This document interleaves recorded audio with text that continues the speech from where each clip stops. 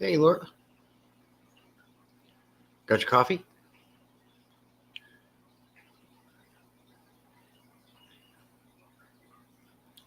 Playing with a little bit of lighting this time, as you can see in the background. If that bothers anybody, let me know. Might be annoying.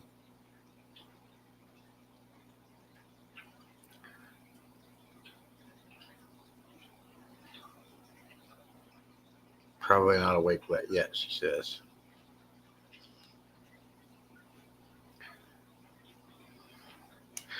We'll wait for some people to come in. It's a little slow this morning, it looks like.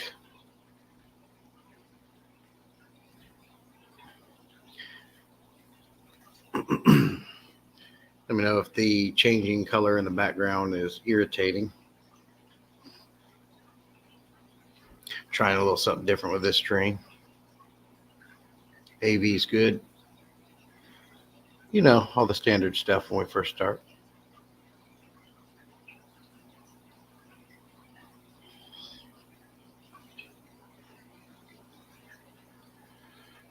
Hey, Dean, good morning. Good to see you. Appreciate you coming in and hanging out with me. We're having a slow start this morning, I see. I'm pretty sure I had this thing scheduled. I might be a pop-up. I don't know. Pretty sure I scheduled it. It was scheduled.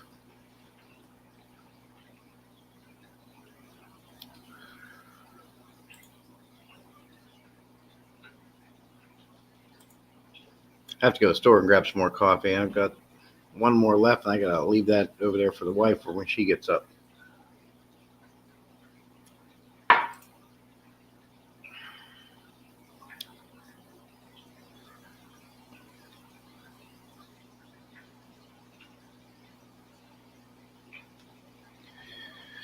So for the last 2 days, you may have noticed I had like a almost 10-hour stream going on for different tanks. That's something I'm going to do for during the week and maybe like take the weekends off type of thing. I just got to figure out a way that I could. I looked it up. I don't think you can add music when you're doing it through YouTube like that. You can do it with StreamYard, but the same music over and over again is going to get really old for people. So I don't know if it's better to keep that silent or figure out a way to add music. Excuse me. Dan, I live in North Carolina, on the East Coast of North Carolina, Fayetteville.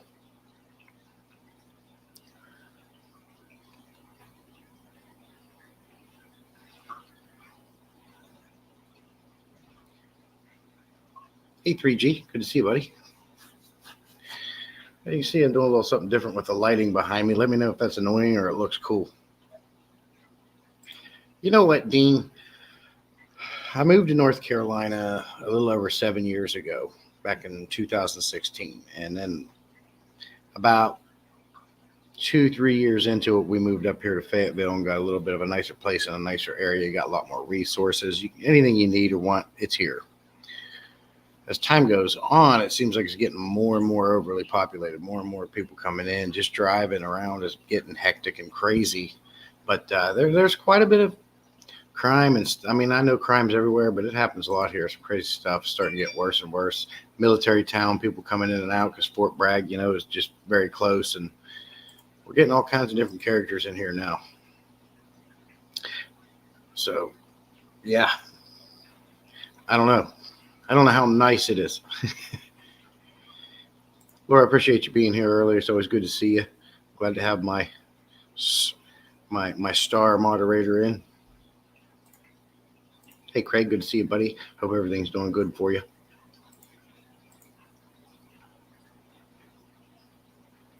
He's dropping into like and share and share. Hint, hint. Dropping into hit the like and share. Hint, hint. What are you saying?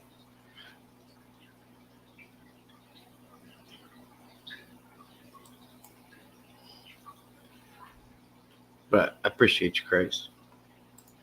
Hey there, Star X. Here's when I started the stream, I asked, the last 2 days I was doing kind of like a silent all-day stream, and Star X seems to enjoy those. That's how I met him. I've seen him before, but he's been popping into those live streams and chatting with me. So.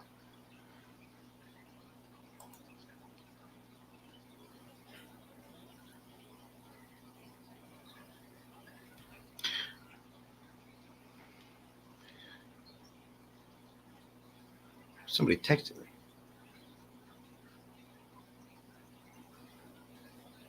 Oh.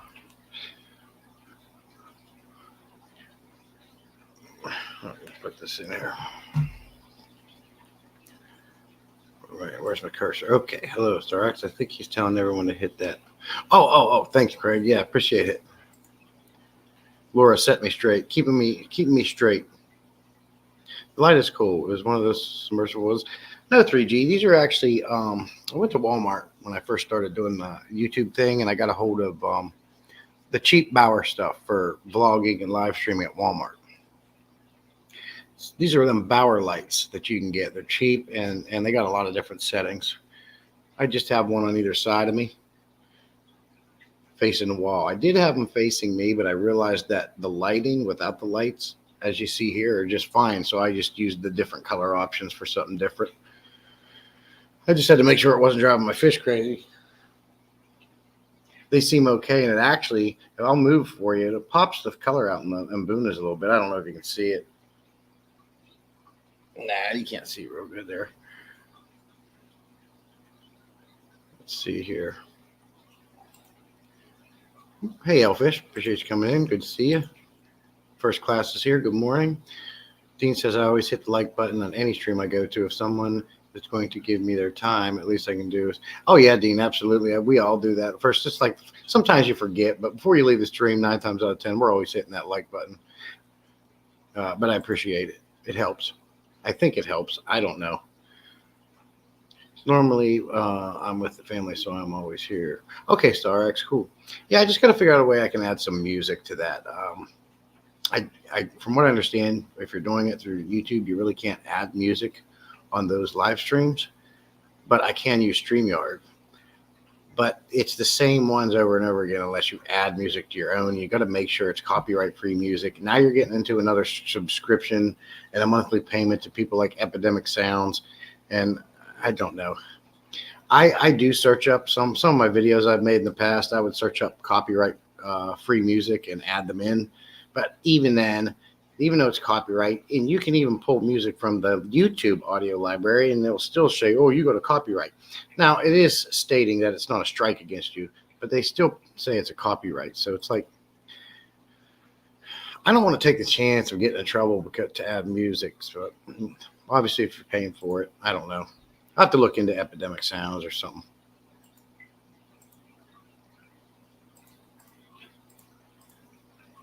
Appreciate everybody coming in and hanging out with me.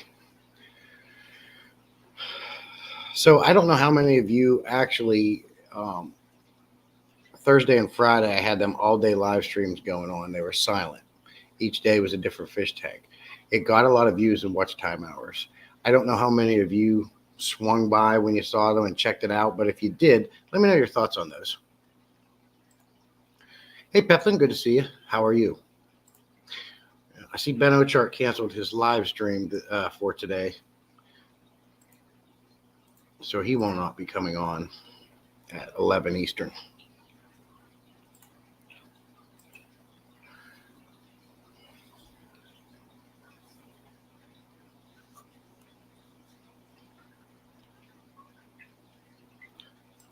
But when I was running, the reason why I asked about those live streams I did the last 2 days, there's a few people that really enjoyed it, and they actually liked not having the music.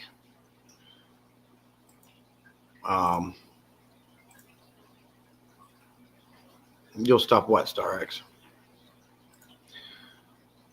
I'm just curious your thoughts on it, because it does really help with watch time hours. I mean, I'm running them just shy of 10 hours every day. And I do.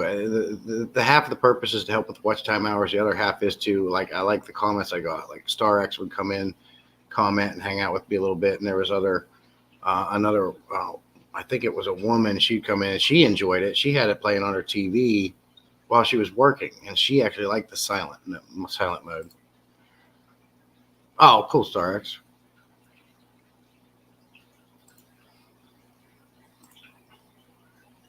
So just trying to get your thoughts on those if you guys caught them. I've never been a fan of the silent live stream. If I come across one of those, I'm just like, some of them. Some of them are okay. Like if you have something to look at, like your like fish tanks, or somebody's doing something on a silent live stream where you got something to actually look at, those can be okay. But some of these silent live streams I've come across where the camera will be pointed to a table or something, and on that table is a figurine or just something, and it's just sitting there looking at that the whole time in silence. That doesn't make any sense to me. I don't understand that. Peplin saw it. He said the video was, that's right, he's seen it. Video, yeah, that's because it's recorded in 1080p. You get to record in 1080p free through YouTube. But however, for StreamYard, in order to be able to record in 1080p, you got to pay them $50 a month. So, but I don't have to do it in vertical. I can go through YouTube and just do regular horizontal.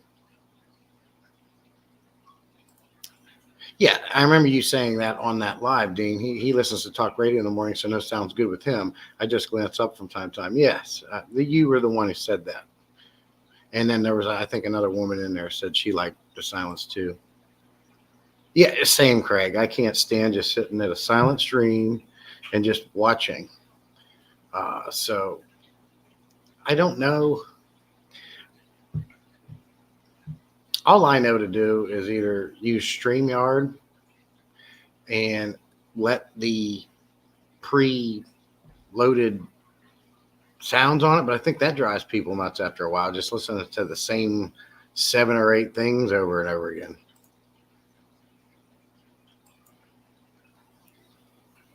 Yeah, even at nighttime, Craig, when I'm sleeping, I can't have dead silence. I got to have a fan running.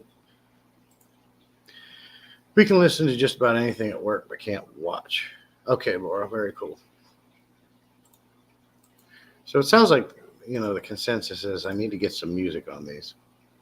Yeah, I get you, Allison. I get you, but I can't just throw that vertical away. A lot of people are picking up. Brandon over at Coldwater Aquatics is doing it. The bigger channels are doing it. And the reason behind it is because you get much, much more views. You get much more watch time hours because it's showing up in people's shorts feed when you do vertical. That's the main feature of that. It's going into the shorts feed. So you're going to get more traction, and it helps the channels immensely. So just to give you a comparison, because I'm doing both, I'm never going to go away from StreamYard in this because I do like StreamYard. And, a lot of you said you like StreamYard better. So I take what everybody wants in consideration. That's how you make a channel grow. If you only do what you want to do, you're not going to do the best. You have to semi-please your followers, your audience. So I'm going to bounce back for both. But just to give you a comparison, like every stream I've done on here on StreamYard, when it's done, I think my largest one got a little over 200 views. Other than that, it's usually 130, 180, 150 in that arena. Every stream that I have done through YouTube on the new vertical style, 300 and up. 400 and up. So it's a major difference. Are you ever going to get a saltwater tank? I just need help setting one up. I don't know how to. Star X, I'm not going to say never because it's something I've considered many times. I believe saltwater tanks, you can't get prettier fish. But, with that comes a big expense. The coral's expensive. And I know there's different ways to do it. You can use dry rock. But if I'm going to set a saltwater up tank, I'm going to do it right. I'm going to have live coral, and I'm going to be doing it right. I have a little idea of how it works, but I've never set one up, so I've never experienced anything. If he comes in tonight, one of the guys you're going to want to talk to is Homer the Trigger. He's a saltwater guy, and he knows his stuff. I don't know if anyone else in here has saltwater tanks set up and knows, but I'm not the guy to help you do a saltwater tank. Garcia Aquatics is recently going to be setting one up. He's learning about it. I think it would be nice for office waiting room for someone who can't have a tank but wants to enjoy a fish nursing home. Yeah, Laura, I agree exactly. I'm not a vertical fan either. And see, the other thing about the vertical is, too, let's face it, I'm going to say 90% of people that are on, that might be pushing it, I don't know, but I'm going to at least say 90% of people that are on here watching, they're always on mobile. People are going to be on their mobile devices a lot more than a computer or a TV. I'm going to give the other 10% to the computers and the the TVs, because it's much easier. These can go with you everywhere you go. Everybody's on them all the time. So vertical streams, looking at it on a phone, you get the full picture.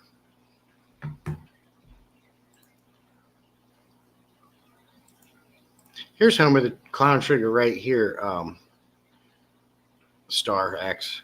This is the guy you want to talk to about setting up a saltwater tank.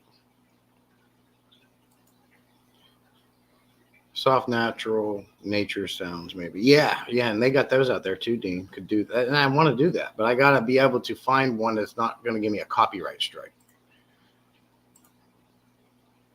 Yeah, they are. Well, they're pushing it pretty good for sure, and it's going to just blow up, man. It's going to be the way. People are going to do this for a while because it just brings so much more traction. And it's the same thing as TikTok. When you go live, it's like that on TikTok. YouTube just now got their hands in it.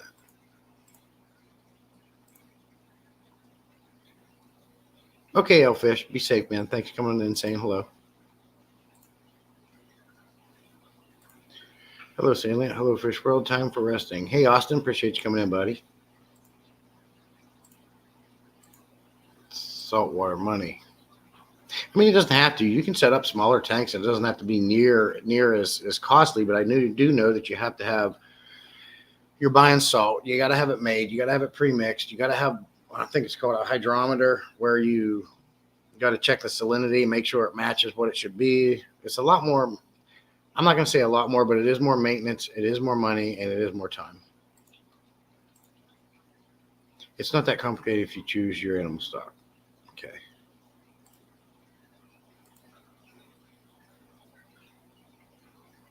Okay, StarX, just check out Home of the Trigger. Sub to his channel, and you're going to get all kind of information, and you can comment with him back and forth on there. I have a new tank with a single moray eel, easy maintenance, hanging the back filter and live rock. Okay. So Allison knows a bit about it too.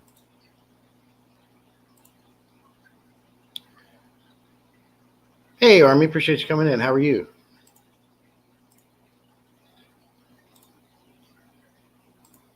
Garcia says, thank you for waking me up saying that, and you are too damn loud. Who's loud out of the two of us? Who's louder? Come on, chat. Who's louder, me or Garcia?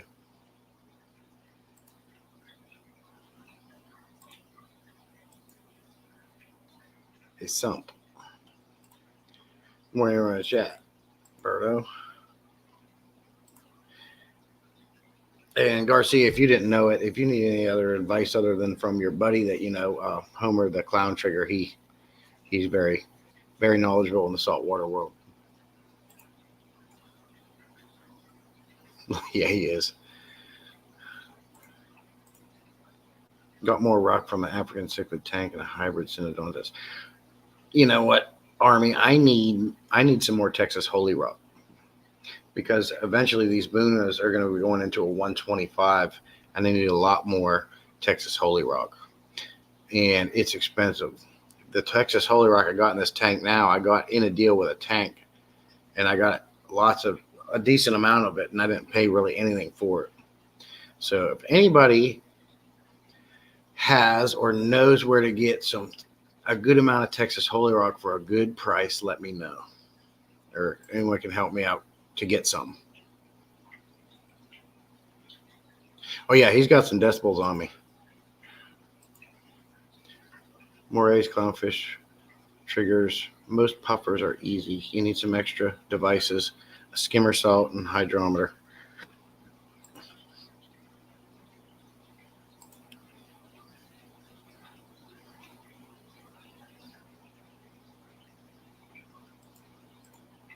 Hey, Hagen, it's good to see you. Good morning to you as well. Let me know what you guys think of my lights going on in the back. Is that irritating? Does that bother anybody, or is it cool? I've seen some rock for $3.99 a pound at LFS, but see, that's the thing. I got one piece of Holy Rock in there. It is heavy. It is big. It's this big, and it's a big hole bored right through it. And they love it. It's over here on the left side. But that piece is heavy.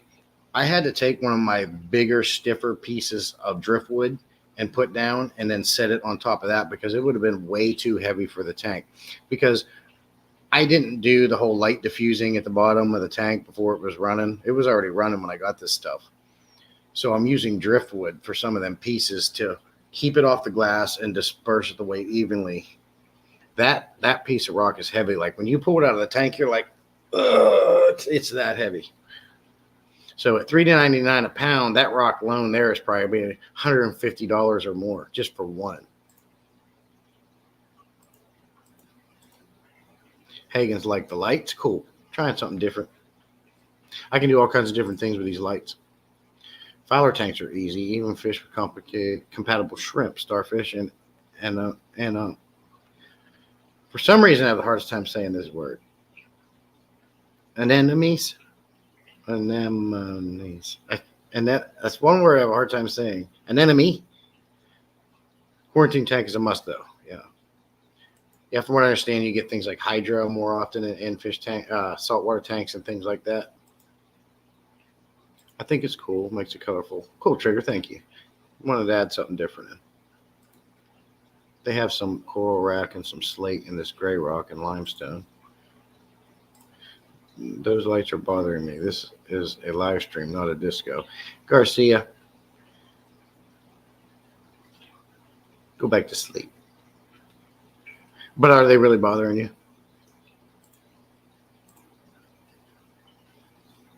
Try some local places that carry stone. Some stuff is 20 times more expensive in the hobby. Same stuff is 20 times more expensive in the hobby. Yeah, absolutely. But that's my problem, First Class. Every time I go to my local fish stores, if they happen to have that stuff in there, they want a mint for it. Same with driftwood. Everyone has hiked their prices up so high because of inflation. They want like $25 for one rock. It's like, it's a rock.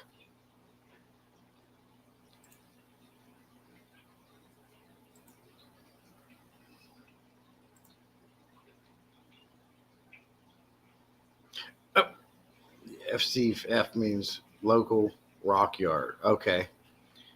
I do have some landscape play. I don't think anyone around here is going to have Texas Holy Rock, though. Yes, a Q tank is always good advice, or at least chemical QT like safety stop and a freshwater dip for fish. Jesse, the lights are fine, but maybe slow down the changing colors if you can.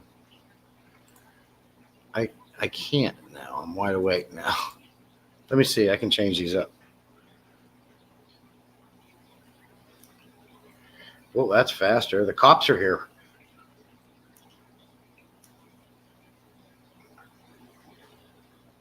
How's that? Is that okay, or is that still too fast? Like, look at landscaping places and gravel yards and whatnot. Texas Holy Rock is just limestone with holes. Take a power washer to it. All right, I'll go check it out, Cora, for sure. Yeah, I know it's limestone, but usually, they got the river rock. They have limestone, but it's in gravel form. But I'll definitely go one of these times and check it out because I need more. I know Craig. I'm jealous. Craig's got a crap ton of it. Make your own holes. No, I don't want to make my holes. I just want to go buy Texas Holy Rock and put it in my tank. I don't want no extra work on it. I got enough to do. You see what I'm saying? Hey, Razin, good to see you. Is that okay, Garcia, or is it still too much? Some people, that bothers people, and I can induce freaking epileptic seizures and stuff. So I really want your input on these lights. Jess, yeah, rock yard, aggregate place, etc. Okay, they might at least know someone can get it for you. Okay, I'll check it out. I appreciate it. Sounds like that's the general consensus between you and Coro. It's a hybrid between Synodontis angelicus and Synodontis eupertus. I found some great granite at a headstone yard. Piles of busted up pieces, kind of creepy, but yeah, I've had granite before. I just don't. To me, granite doesn't look as natural in a fish tank, but I could be wrong. Morning to everyone coming in. You can have fast, cheap, and easy, right? Pick two. You can have fast, cheap, and easy, right? pick two, right? Can't. I think you meant to say you can't have fast, cheap, and easy. Yeah, you can't have your cake and eat it too. It never works that way. I definitely don't want to buy as much as I need on off Amazon or somebody else that might sell it because it's just it's rock and some of them can be heavy and that'd be very expensive to ship. So you guys are right. The best thing is just to try to find it locally. Any names or words on the busted pieces? Oh, on the granite. I had a undying headstone in my gold eel tank. I don't know what undying is. Undine, or if you don't want to do the work of thousands of years of water leaching through a bedrock, you have to pay for it, you know? Oh, yeah, absolutely. I'll find it. I do see some on the Facebook market site, but, you know, I can probably find it on the Facebook market site, if not in the local area. I'm not taking the time to drill and bust up holes. I found these ones right and locally, so I'll find some more.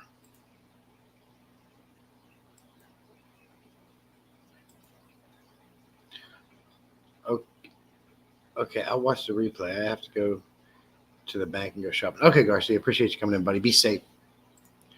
Oh wait, it's supposed to be good, not. Oh wait, it's supposed to be good, not fast.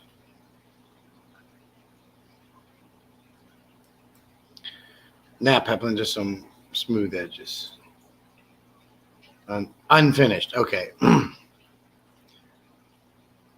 That'll make a good theme tank. Does anyone know if Semco is safe for fish? I'm thinking of building a water table for my axolotls that I can put their totes in. Semco. I'm not sure what you mean by Semco, Dean.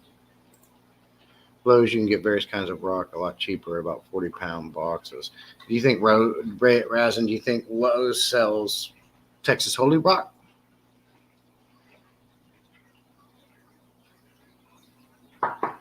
I've never seen it there.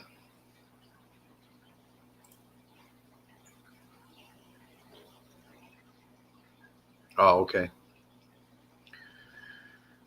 I'll just keep to the Facebook market site and check the local landscape places and see what I can come up with. I love that Texas Holy Rock. The Mbunas love it. It's a liquid waterproof membrane for wood. Whew. Why don't you build one out of like plastic or something? Granite isn't easy to get at counter factories too. Somewhere near you there's a place where guys cut and polish counters and all the off pieces and whatnot you can get for free using a bin. Yeah, Coro, for a short period of time I actually worked for a granite place that made granite countertops. I ran the machine that put the different edges on them, and I'm very familiar with what you mean there.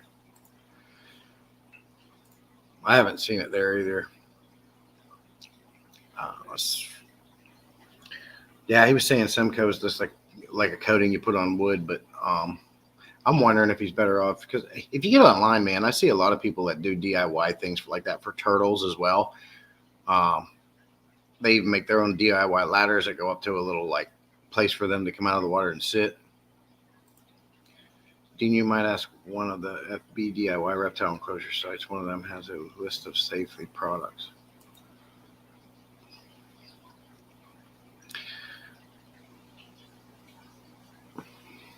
Yep, got to get me some more Texas Holy Rock. I'll look online and because I got to tell you, that and Dragonstone and Sirius Stone is my favorite.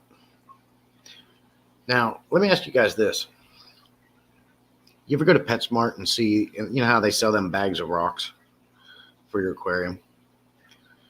You ever seen the one called Mountain Rock, right? It's like a light gray with white streaks in it here and there. They call it Mountain Rock. But I've also was looking online, and they have something similar to what that looks like, and they're calling it Sirius Stone. I have Sirius Stone and Dragonstone I got years ago.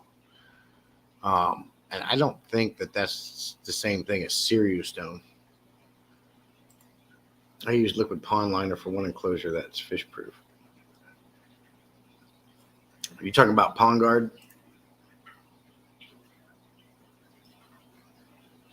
Comes in the gallon cans.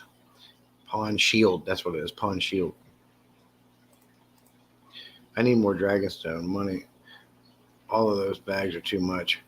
Yeah, I mean they do.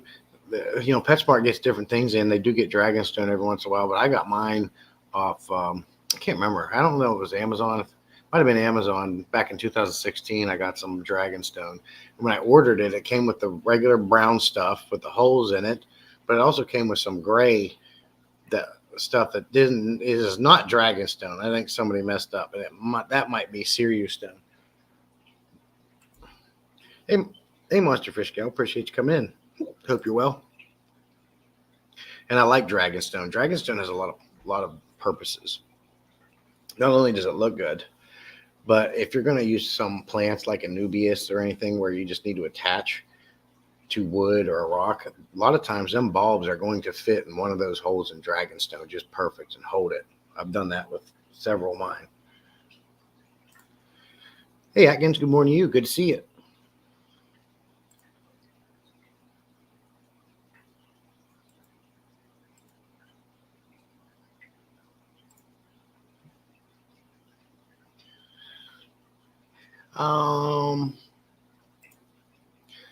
One thing I wanted to talk to you guys about was, I don't know how well you're going to be able to see this, but I have a buddy of mine that started an engraving and embroidery side business using a laser, and he's made a few things for me. I have to go pick them up.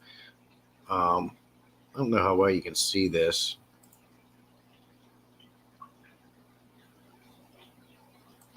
Why isn't it coming up?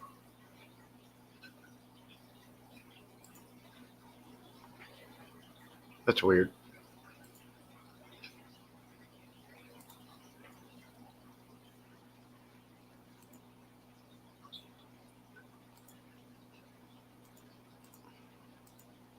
You must have to do that before. I guess you can't bring it up now. We'll talk about it later then until I get something fixed up.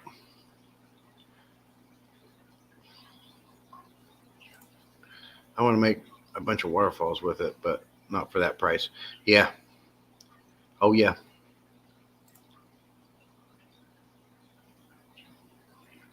Yeah, so it's called Crazy Stitches. Their dad has owned a business for over 30 years, and he has got it's like a screen printing business. He does T-shirts, hats, the whole bit. He's been doing that for years. He's the best one in the area. Because it's not one of them shirts that you're going to get from like Teespring where you get it and after 3 washes everything's gone. He's been doing it a long time. He knows what he's doing. But his son went ahead and bought one of those laser engravers, and he does it at the house. And he has sent me all kinds of stuff that he has made. He actually made me a sign out of wood, and he can do metal, anything. He does work for, like, he showed me some people wanted a flask done. He can do things on people's guns and rifles. They do a lot of cool things over there, and I got his card. I'm trying to put together a way to bring it up on StreamYard to show you guys and get you their information. But it's called Crazy Stitches. They're on Facebook. They do a lot of very cool things, and they can do anything you want for the most part. And it's a laser. He does it right in his garage, and anything you send him, he can put it on pretty much anything. The only thing they don't do is stickers, just because by the time they buy the vinyl and make the things, it's cheaper for somebody else to actually just go do it themselves. And they're not going to rate people over, stickers. But they do some really cool things. I have some videos. I'm gonna share those on my next live stream once I put like a little video together that I can bring up. I have a video of them actually making my sign. It was really neat to watch. Crazy Stitches, Fayetteville, North Carolina. They're on Facebook.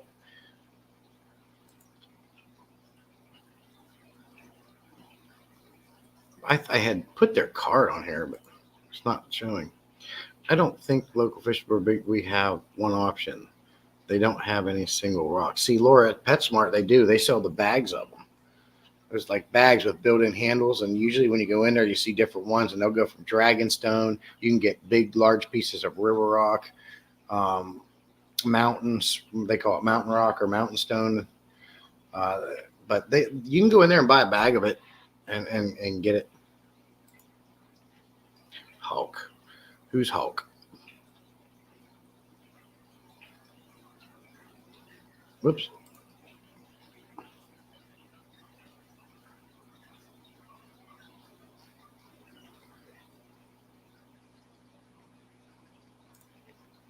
Hey, Shady, good to see you, buddy. They are a ripoff. Everything is. Where it's at this point, it's Army Aquatics. Okay.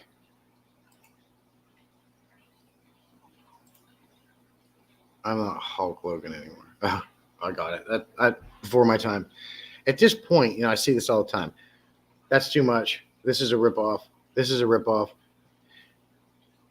No matter where you go, everything's going to be a ripoff, and you can't do it due to inflation. Everybody was forced to raise their prices, and then you got the people that even mark their crap up even more because they're trying to become a millionaire off something they shouldn't. But at this point in this life, no matter what you go, everything you purchase, everything you buy is going to be overpriced, and the quality is going to be crap. That might not be the case for everything, but in my time of living on this earth, I can remember having a washing machine that is still going, by the way, that I have. It lasts. They were built to last. Now they're built to fail. You have to spend $10,000 or more on let's say $10,000 to $15,000 on a set of washer and dryer for your house. They have way too many options. They have way too many buttons, and they have all got integrated and built-in circuitry now. They fail. I've been through 2 and 3 of them. Some mine, some not mine, but they always fail. Now you got to have a technician that comes out that has a degree from Harvard that can work on these things. And then you got to pay for that guy to come out on top of the parts. A light bulb. I have an LED light bulb in my fridge that was $50. And they made it in a way you just cannot go get a regular light bulb and put it in there. It has a different socket. It will not work. You are forced to buy this $50 LED light bulb to light up your fridge. $50. So I replaced it. Then the one in the freezer goes out a couple months back. Same thing, $50, same light. I got to buy another one. The guy that told me where I went and got mine said that ain't nothing.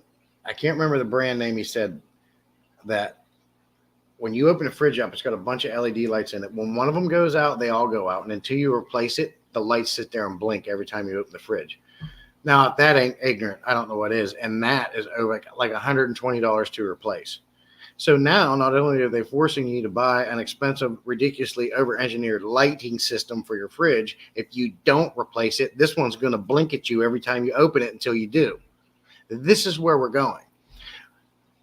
They want more for everything, and you get less quality. It doesn't last long, and it's all in the name to get rich off people, and that's why the richer are getting richer and the poor are getting poorer. One of the reasons. I refuse to buy any of this new crap. I will go to a secondhand store and get an old-fashioned 1970, 80, 90 washing machine, if they're still out there, and get it and put it up. Because the agitator cleans and works every freaking time. I can't stand it. So rocks, decor, anything you're going to look at, you're going to spend a lot of money for. There's no getting around it. So unless you're going to DIY and make everything you can, even that's not getting worth it anymore, because now you got to buy this product and this product to make this. Well, they hike the price up on everything. That was my rant.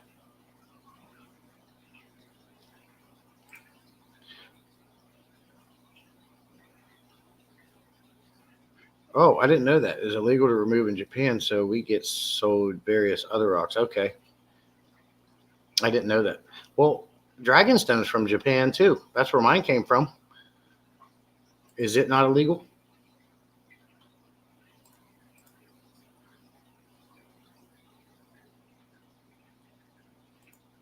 Whoops, went too high. Hey, Coral. I know you can get through, Hulk. Don't give up. Yeah, man. Support to you. I know I've seen you in the past on a few live streams, and you were talking about that, too. It can be ugly. So it sounds like you're pulling through, and you got the strength, and you're getting there. If you were totally slammed out and depressed and mad, you wouldn't be here. So it sounds like you're going to take care of it. I don't know you. Just from talking to you a few times, you seem like a cool dude. A lot of other people know you that I've talked to. I think you'll get through it. I don't get mad. Don't get me started on washing machines. I hate. Oh, Laura, same thing. It's ridiculous. I have tons of rainbow rocks that I use in many aquariums obtained on the cheap at Club Auction. Oh, yes, absolutely. And that's the way you got to go. You either got to get on these Facebook market site is my go-to. And usually any and everything is on there. And sometimes they even try to get you on the price on there too. But if they're adamant about selling, for example, I was just browsing through there last night. Somebody was selling like a 10-gallon tank with a filter. It came with everything you needed. It went $150 for it. No thanks.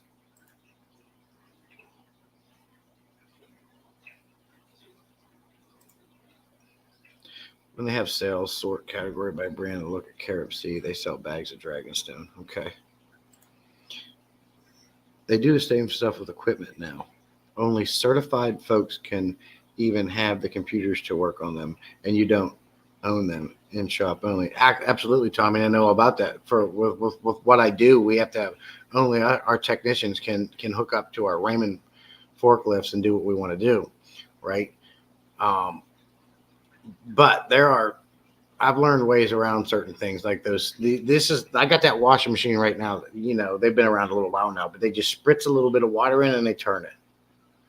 They spritz a little bit in it, and they turn it. Oh, this is energy saving. This is water saving. Oh, that's why you want this. You want to spend $5,000 on this washing machine because it's going to save you money and water. But what they don't tell you is they do not clean your clothes as good as a washing machine does with an agitator. I know that from experience because I still have my agitator washing machine, and I've used the other ones.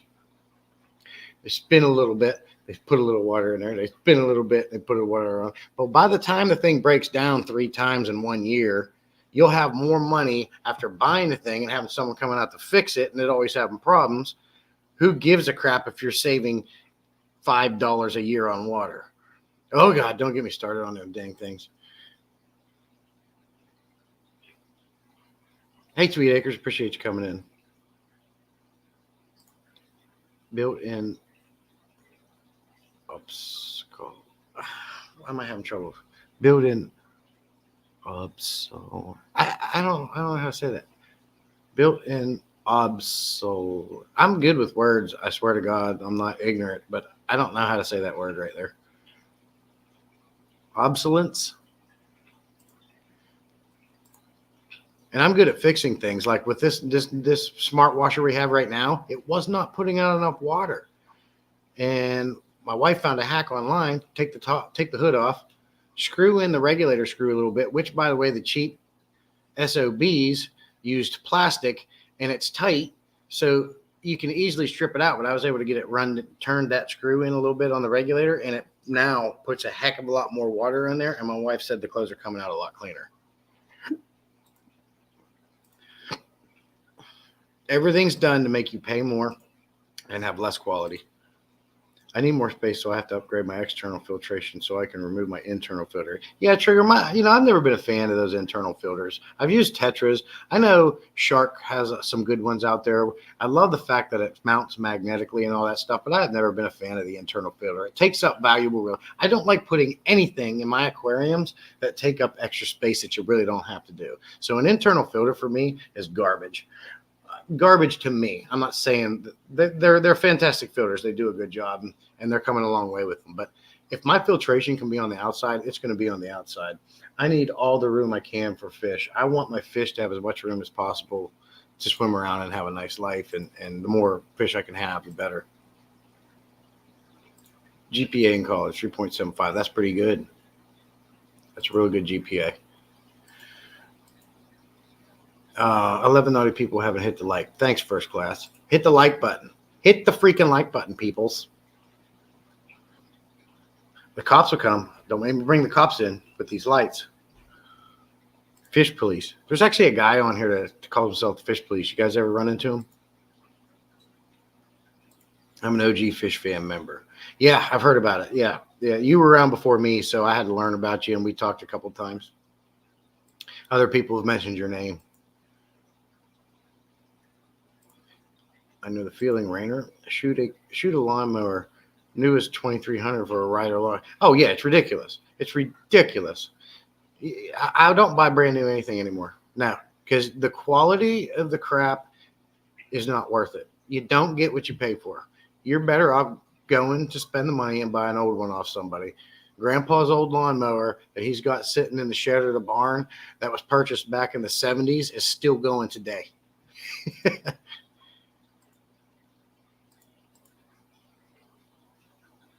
My 90-gallon tank stand and whole setup was $2,300. Wow. The Army, why that? Because why I was looking is because there's only going to be one more aquarium that I buy, and it's going to be a monster tank, and I'm talking 450 gallons and up. I said 300, but no, I want 450 gallons up. I'm going to have a monster tank. Bigger the better. If I find a 800-gallon tank for that price, you best believe I'm going to buy. I would never spend $2,300 on a 90-gallon because I'm seeing 450-gallon and 500-gallon acrylic and glass tanks on the Facebook market site. Some are new, but some are a little bit used, but it's perfectly fine. You might have to travel a couple, 2-3 hours, maybe even 4 to get it. But at the prices they're selling them for on there, I think there's one on there right now for like $2,300, and it's a 500-gallon acrylic. But I get it. You know, not everybody wants a big tank too. But see, I'm in the market for a large monster tank. So if I'm going to drop that kind of bones, it's going to be on a big tank.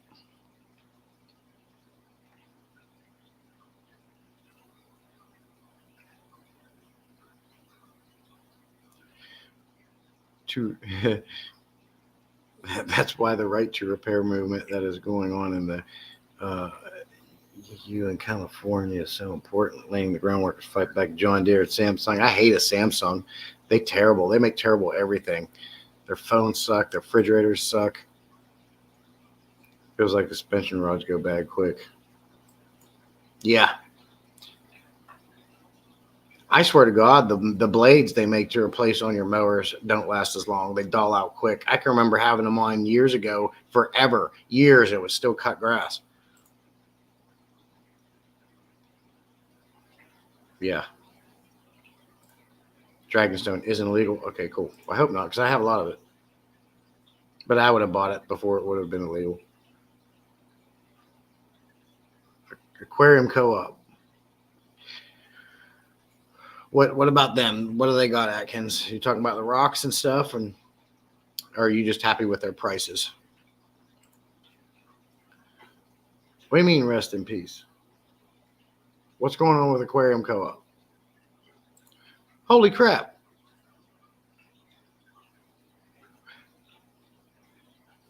He actually came in. Ain't that crazy? I mentioned his name and he comes in.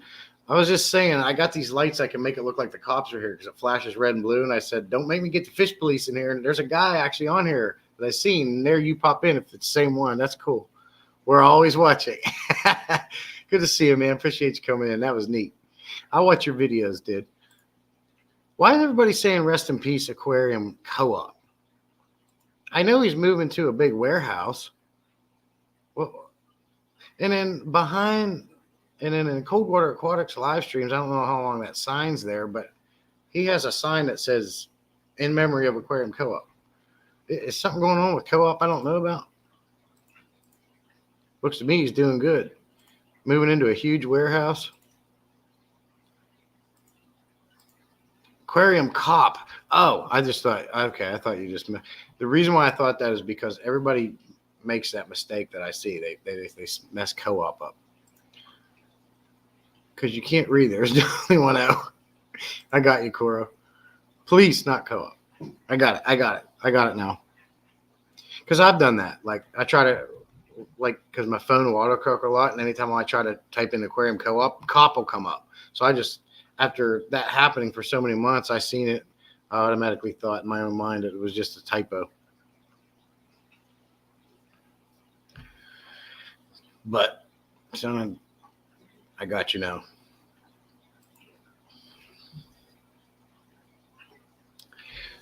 Yeah, and I see it, you know, the decline in quality even with everything. Of course, it's going to be in the aquarium hobby too. Glass tops, for instance. And now I'm sure there's some out there, but you're going to pay a lot more for them. But I can remember I've got 3 of them on 2 125s here. They're real thick and heavy glass tops. Then I had to get some recently when I got a 75-gallon tank, and I got them off the Facebook Market site. They were brand new, but they're so much thinner and lighter. They're not near as heavy. The hinges wear out faster. I got these old ones here that are still going, and the quality's better. It's just crap like that. More caffeine, Jesse? I would, but I can't. I got to save my last K-cup for the wife when she wakes up. Aquarium Cop was my first subscriber. One of the nicest on YouTube, and he passed away over 2 years. Oh, okay. I didn't know that. One of. Obi So Lee Sense. Obi So Lee Sense. I don't know what that means.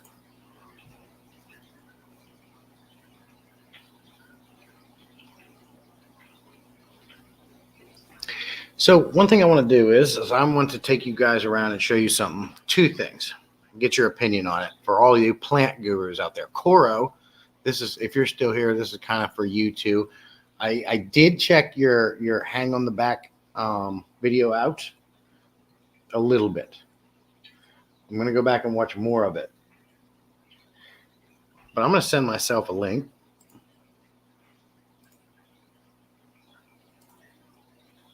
Be right back.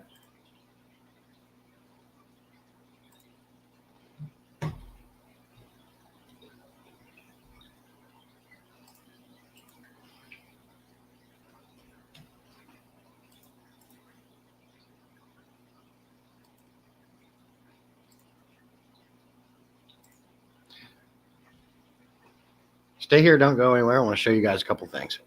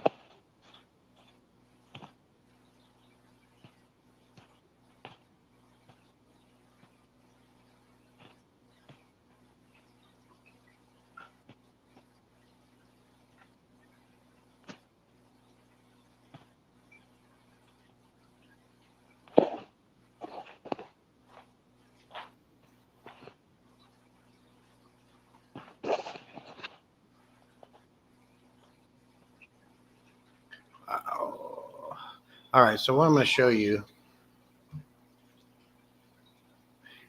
I set up one of those breeder box baby refugium things on one of my tanks. That's the first thing I want to show you. Thank you, Laura. Like, I fully agree that thing are built to ride. That knife's edge is good enough and cheap enough nowadays, even if they aren't priced that way, but maybe not always a bad thing.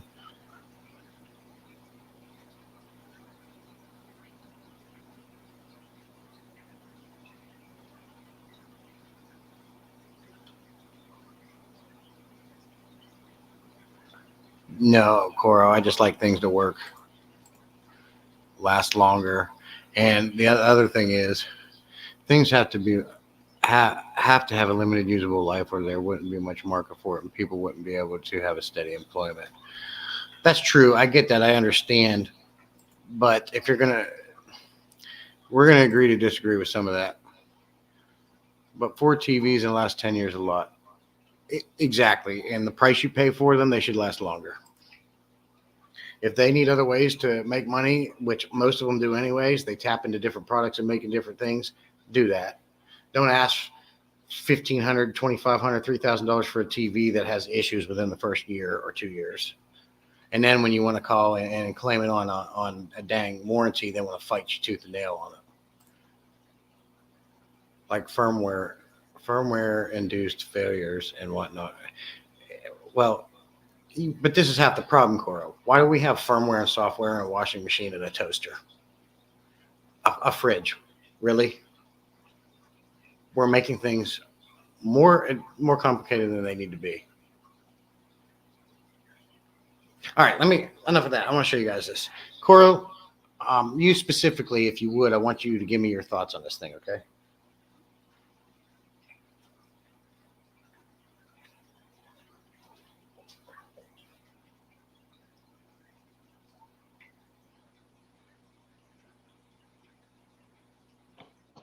So this here is the Flugel large breeder box. As you can see, I put two filter pads on each side and filled the center with some soil and put a potted plant in there. On either side, I added biofilter rings here and here. But is that okay? Did I do okay here? What would you do differently?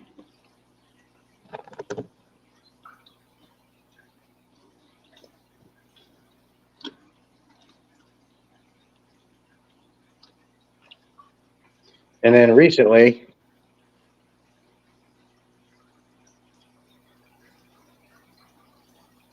I added this peace lily, and it's hanging a back filter. Should I leave it in there? I know people do that, or should I do something else with it?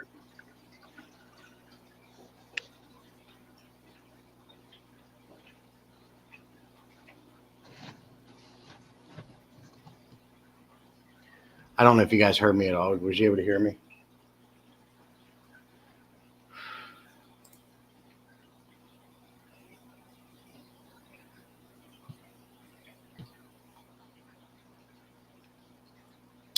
Okay.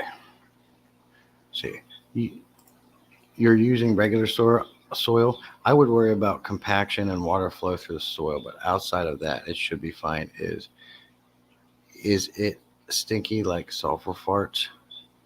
No. The reason why I decided to put some soil in it is because Tommy has a refugium, a true refugium at his house that he showed me, and he actually put soil in it for his plants, not just floating plants.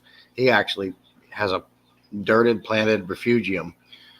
So I wanted to go and try that. Now, if you think I should take it out, I'll take it out.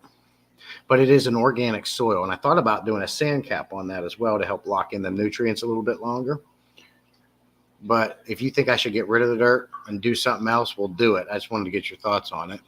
But no, it doesn't have a stinky sulfur smell. Yes, it's okay. I think maybe raise your lights, okay? Raise the lights so that little mini refugium is getting more light.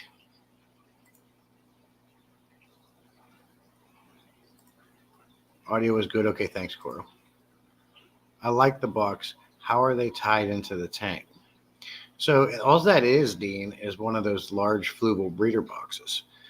You hook an air pump to it, and it uplifts the water and just trickles in. So that's how and it just hangs on the back of the tank. How they're tied into the tank is it's just a place to help reduce nitrates. It's like a refugium, a little baby refugium that's going to help lower nitrates and create beneficial bacteria. Leave the peace lily. That's just fine. If it stinks when you lift the plant up, that's an indicator of anaerobic conditioners, but it's up to you, up to your individual setup. So I just put that peace lily in last night. I watched a video from a guy, I can't remember his name, who showed different ways of planting them. But I know that you can do it in the hang in the back. But how long do you think it would be if there's a problem, how long do you think it would be where I'd start smelling stinky stuff? I like the breeder box planter idea, especially in my cichlid tank as they eat the roots plant. Yeah, I heard about this, and then Coro here has a video on it. So if you really want to learn how to do them nicely, check out Coro's video on that. Maybe a moderator can drop that video in the chat. I did not put dirt where there are heavy water flow to move the soil around. Yeah, I understand, but you understand in that fluval breeder box, there's hardly any flow. Very, very minimal, because that water is just trickling in. So the soil is in dirt, but it's mainly just sitting still. It can cause an algae bloom. Is the plant running through the soil or over the soil? It's running through it. That's just all that, and all that plant is a potho. I just stuck it down into the soil, the roots. I have a two-sided catch, one with the socks and the other with a catch cylinder underneath the flow to stop the impact.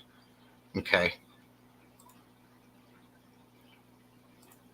I would be concerned about roots getting in the machine. I thought about that too, Laura. If they do grow, I thought about it getting wound up in the impeller. But the nice thing about these, that is a marine land penguin. And how those are designed, if I remember right, there's a plastic cover. So when it goes down, nothing can get into the impeller other than what it may suck up. But the plants, the roots of that peace lily cannot get around that particular impeller. I love the food for large HUB fry box. Works pretty well. Yeah, I'm impressed with them. They're fun to play with. Sorry, is the water running through the soil like biomedia, or is it running over top of the plant? So I have like this. I say this is the box. Here and here, I have filter media pads. And then the gap on either sides, on the outside of those, is bio rings. So you know how the breeder boxes work. When it brings the water up over here and it goes down in, it fills up and goes over and then just slowly leaks out of the outlet. So the soil it doesn't really have water flowing over it, but it is immersed in water. So it would be running through the soil, yes, but very slowly.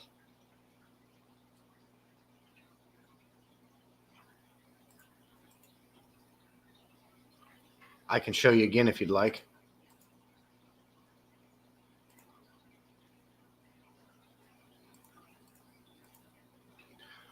Okay, I have been interested in trying to make something similar. I wanted it to be tied in so I can skip water changes when it's full of babies. Oh, Dean, Tommy, Silver Creek Wildlife, and Coro in here. They're plant gurus and naturalist gurus, so they'd be the guys to give you some ideas on that. If I didn't have the socks and that cylinder around the other drain, I wouldn't be able to do what I did in my sump. Okay. But, being this is a breeder box and the water flow is just trickles. It's very slow. Do you feel like this will be okay? Hey, Dixon, good to see you. Appreciate you coming in, as always. It's just small air filter, and you got a filter pad. I think it's fine. Yeah, okay. Give it a week. I like using biomedia or grow media for it. Even lava rock works because it's porous and allows for high oxygen environments for the roots. Plants to utilize oxygen at the root level. So do you think I should, because I have spare hanging in the back that I could put just for that thing. Do you think I should grab a spare hang in the back, put some biomedia in it, and put it in that setup? Like stick the roots down into some biomedia? Several years ago, Amazon was selling the large breeder box for $3. You could only buy 3 per account. I had other people buy more, ended up with a dozen, donated most to the aquarium clubs. Yeah. And you know what? Even now, as anything, they are more priced higher, but it wasn't ridiculous to buy that thing.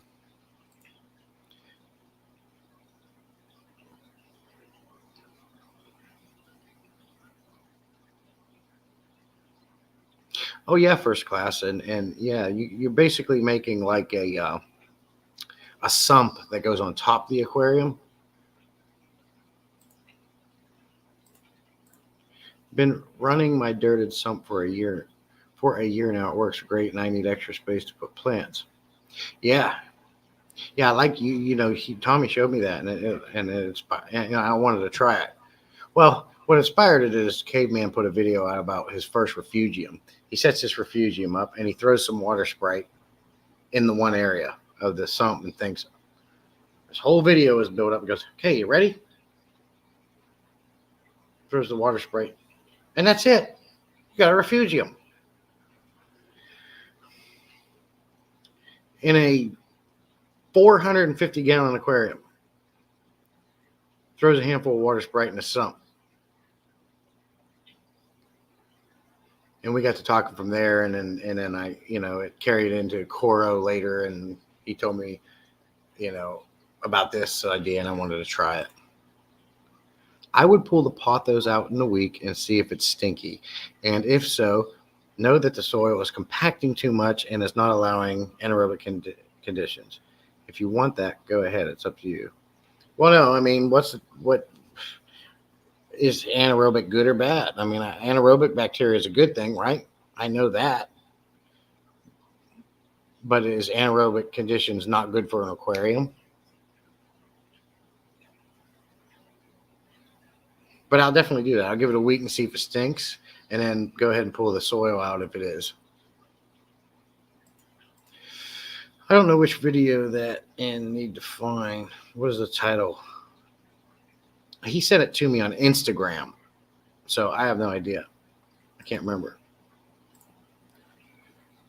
And don't bury potho roots. Too much at risk for rot. Okay.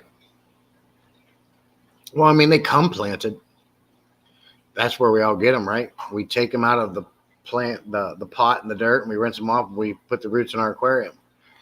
And in this case, with water being able to flow through the soil, do you think it would rot?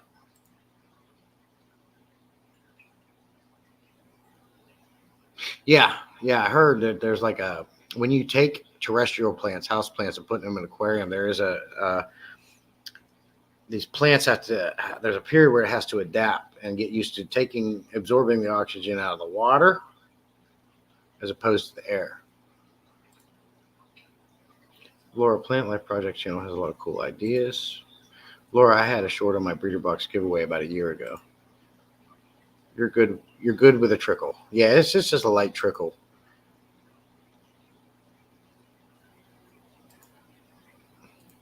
If you can find it, Laura, cool. Don't. You don't have to go nuts. If you can't find it and it gets too hard, don't worry about it.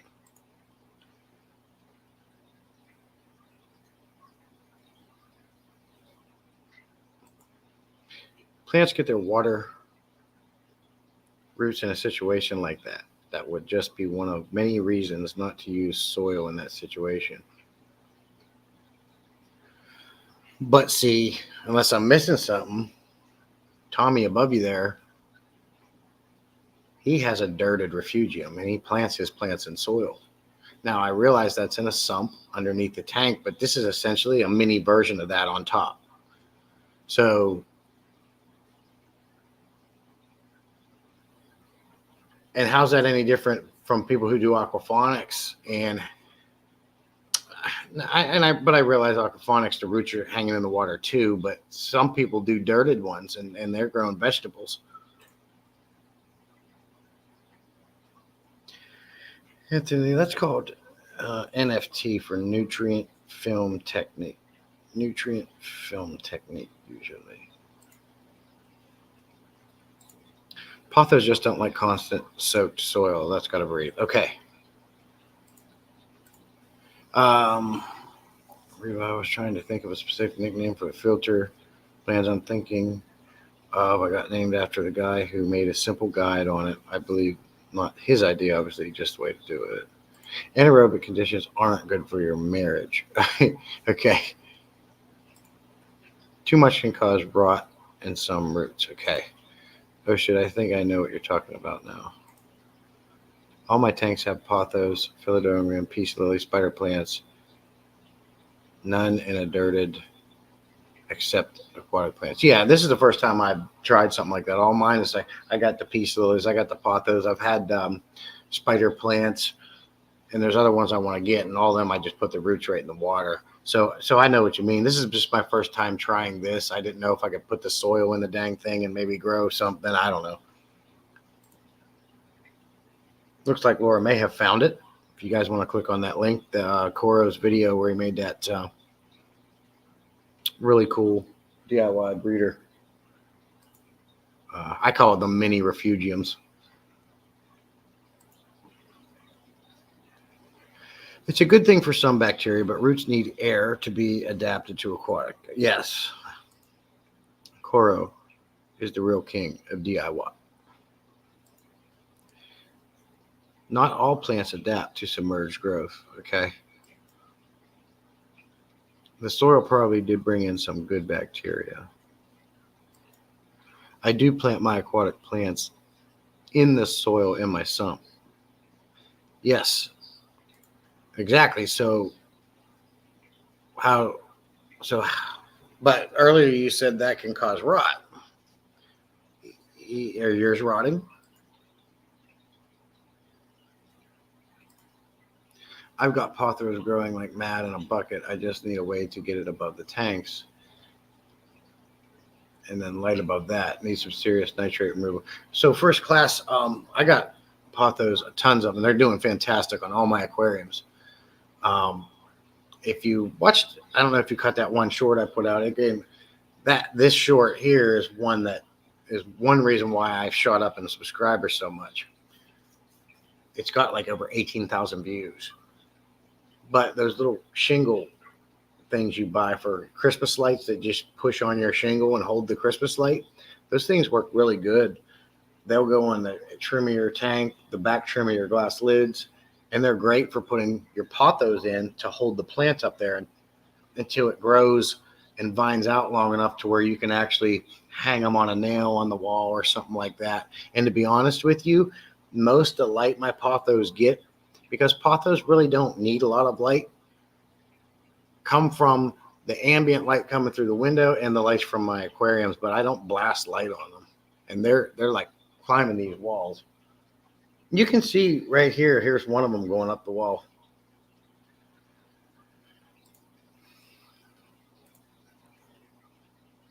Can cause rot in pothos. Okay. For my pothos, I use suction cup airline holders. See, I got away for those, Dean, because they all fail and they all suck. The best ones I found that last the longest were the fluval suction cups, but even then, eventually let go. I just hang them using those DIY things. Also, another good thing to hold a plant in an aquarium. You know, if you've ever gone to the store and bought those handheld gravel vacs, they always come with that black hook to hook on the side, and you put the hose through. Those things make good plant holders too. Duckweed is a filter. Very cool. Yeah, plants a filter. Most likely will cause rot in the pothos. All right, so I should probably just remove that dirt. I thought you were specifically talking about pothos and soil underwater. No, any plant. Salient, do some reading about what and why people add different things to potting soil, like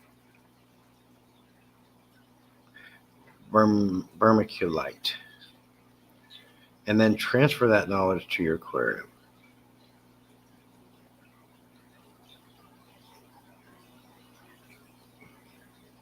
Okay, well, I think I basically got the general reason why that would be, Coral, because it's dirt, it's fertilizer, it helps grow the plant. The roots pull their nutrients out of that fertilizer. Dean, you put the stem in the holder part. I use horse hooks all the time for plants, right? Exactly, Coral. Watching bonsai methods are great to transfer the way to aquariums as well. Okay. Yes, root pruning is so underrated. How long? So let's say I got these big long potho roots down in the aquariums, right? Should I trim them back when they get to a certain length? Oh, vermiculite is inert, is not a fertilizer. Okay.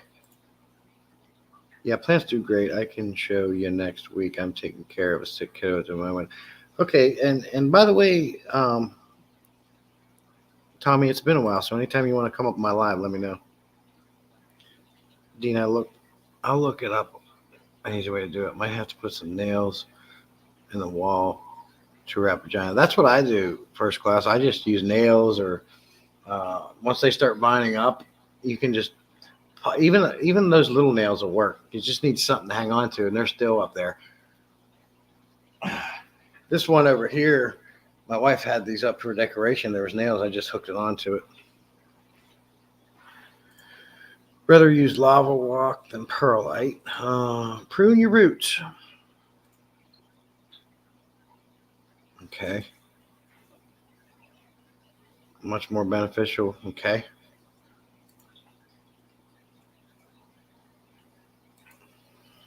The best way to prove that lava rock is better is to look at the best growing destinations around the world. They are all near volcanoes. Okay. Let me ask you this. How does lava rock compare to pot scrubbers?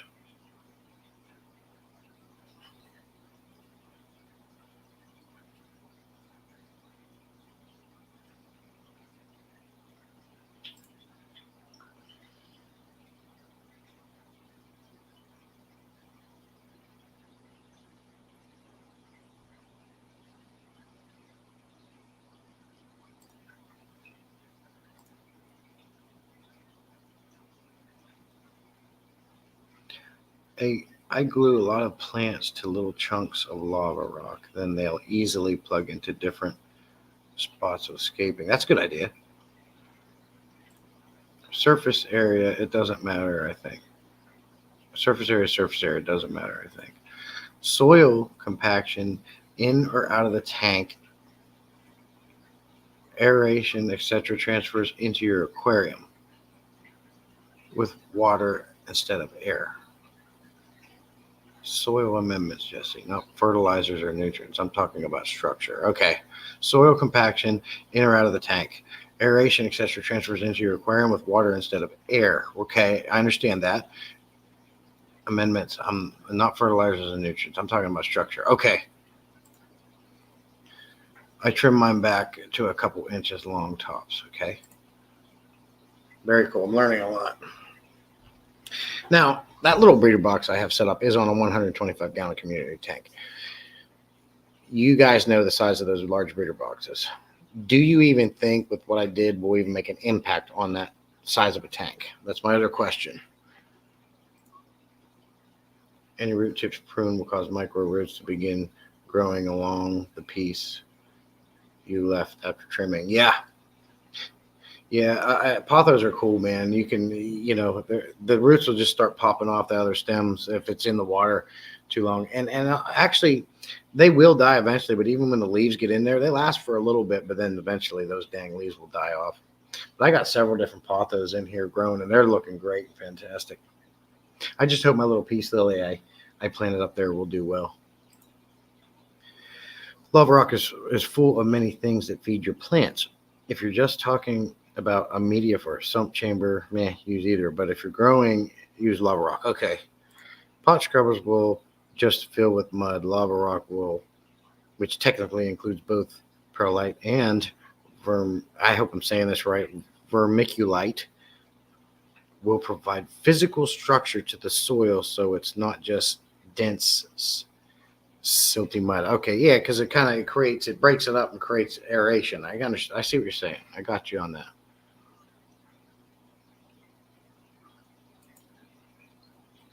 I don't know if pot scrubbers have the same surface as lava rock, but they break down quick compared to lava outside. Okay. Tommy, all that stuff in lava rock isn't bioavailable to our plants.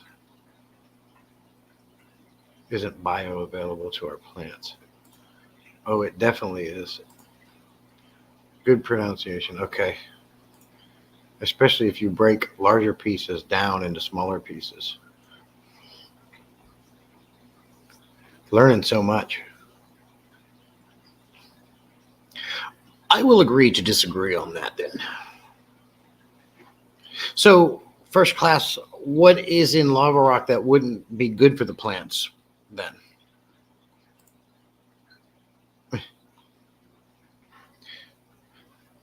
I'm just curious because I'm asking for learning purposes.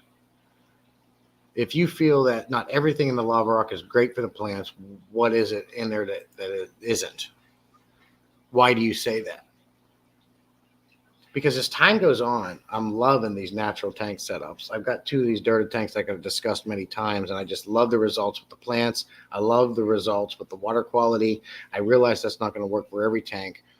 It can work for any tank, and I don't care what size, but what makes a difference is your fish, right?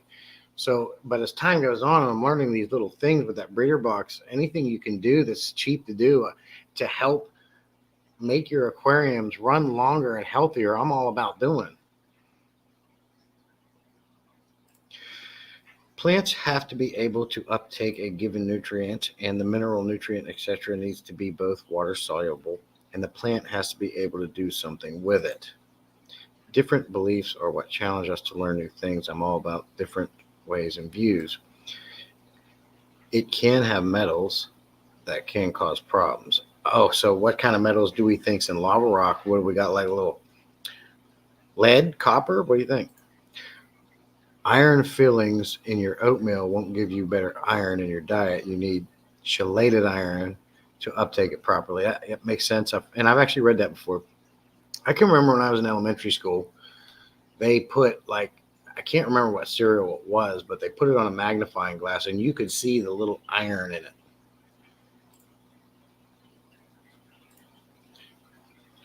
It's not a belief, Tommy. That's the thing.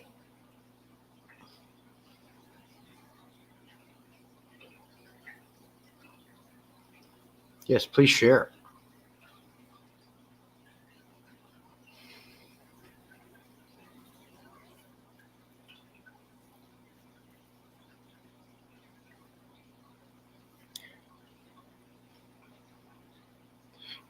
You guys keep chatting. I'll be right back. I want this to go on if you guys are willing. Just check out these tanks behind me.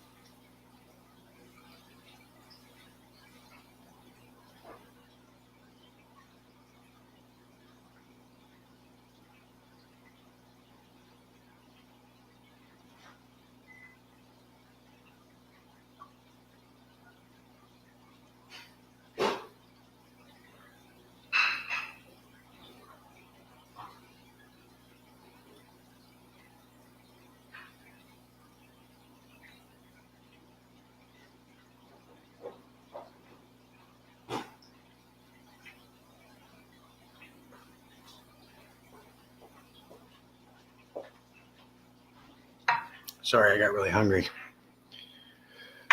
Thank you, Laura. Atkins says, mainly an issue using lava rock and saltwater, leaching metals, poisoning corals. So most saltwater tanks don't use lava rock. Okay. Can you physically see that areas with volcanoes and access to lava rock have the best growing conditions around the world? Eco-complete is lava rock. It's inert. Yes, Tommy, and that's why we get aqua soils from those areas. Rock is not the same thing as soil. Lava rock is in a pond bag is discouraged due to a hospitable environment for the roots. They're too sharp. You can put them in a bag in your waterfall, but that's about it. Well, then essentially, if you're putting lava rock in a bag in a waterfall, all you're doing there is creating a media to grow beneficial bacteria.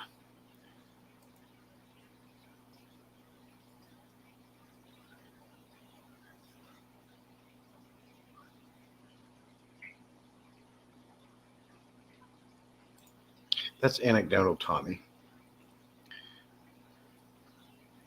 You can measure and test lava rock, the volcanic ash, and the wildfires, etc. Also have an impact on growing conditions in those areas with complicated things.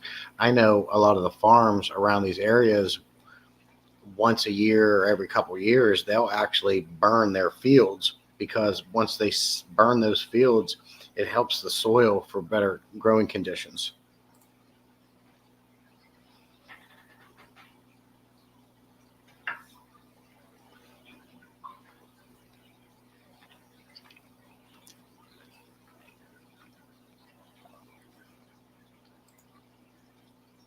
Hey, Griffin, appreciate you coming in, sir. We're just talking about plants, having a discussion. They break down and become soil. Okay. Empirical data is data, not anecdotal. I didn't say it's not good. Carbonate. You got to stop using all these big words now. Silicates, magnesium, and iron compounds. I think we're saying close to the same thing, just going about different ways of saying it. Tommy, break down after how many thousands of years under what conditions? Breaking it down with a hammer, impact. No, thousands of years.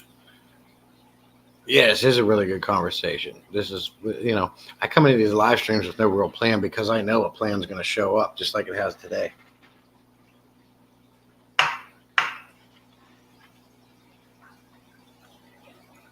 One thing none of you brainiacs know is this, and I'm going to let you know something. Let me know when you're ready.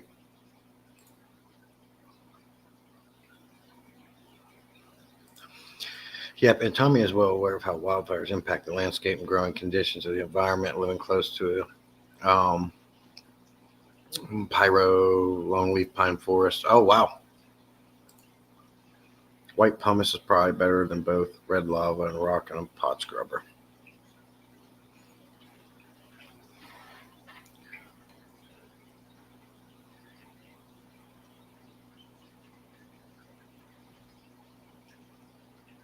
Tommy, it's in smaller pieces than not broken down.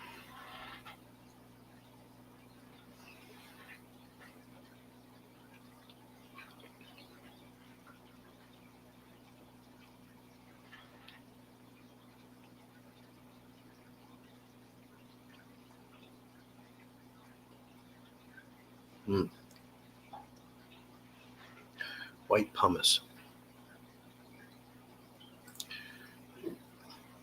When you bust lava up a lot, it turns into a powder.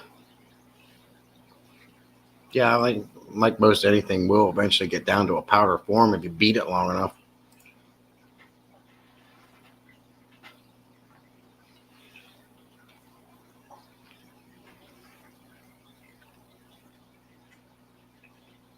So what we're saying is, what we're trying to talk about here is lava rock and how it's good for plant growth and roots. Why it's your guys' preferred thing to use.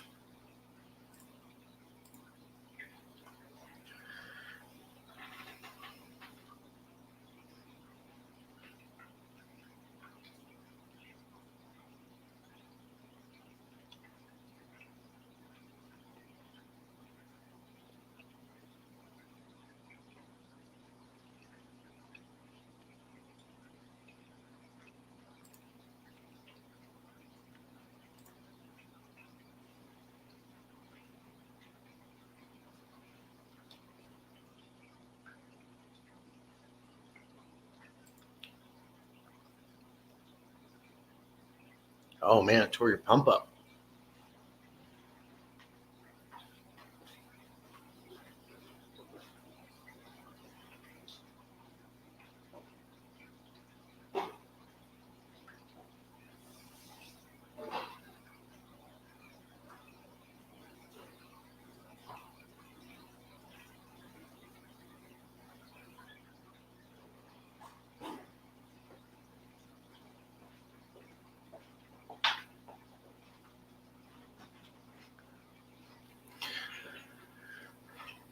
Let's see. I'm different places. I mean, not so. Has to be water soluble for plants. Powder that isn't dissolvable is just suspended in the water column.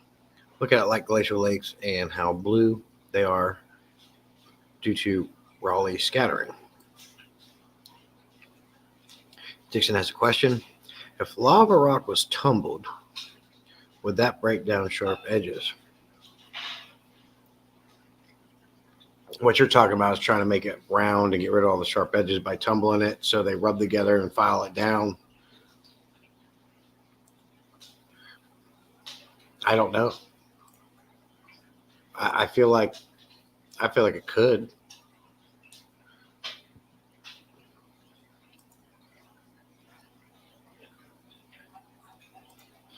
Why is black lava rock so hard to get? None of the rock landscape places and the fish are able to get it. Black lava rock, that's because I didn't even know they had black lava rock. I thought it was all just that red color.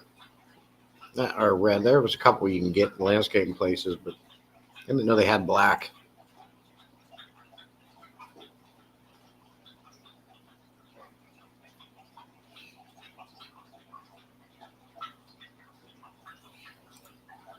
I found black lava rock in Central Oregon. It's everywhere. Oh, I've never seen that before.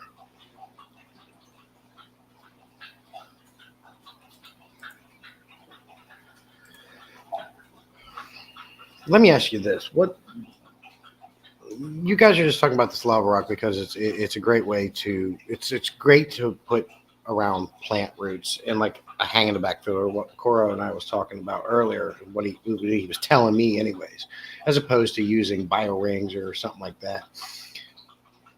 Chem Matrix has a lot more surface area than all of its predecessors. You can't see them, but they're in there. They're microscopic. You can't see them with the eye, but it's got a lot more surface porous area on them. So, wouldn't something like Chem Matrix outperform lava rock?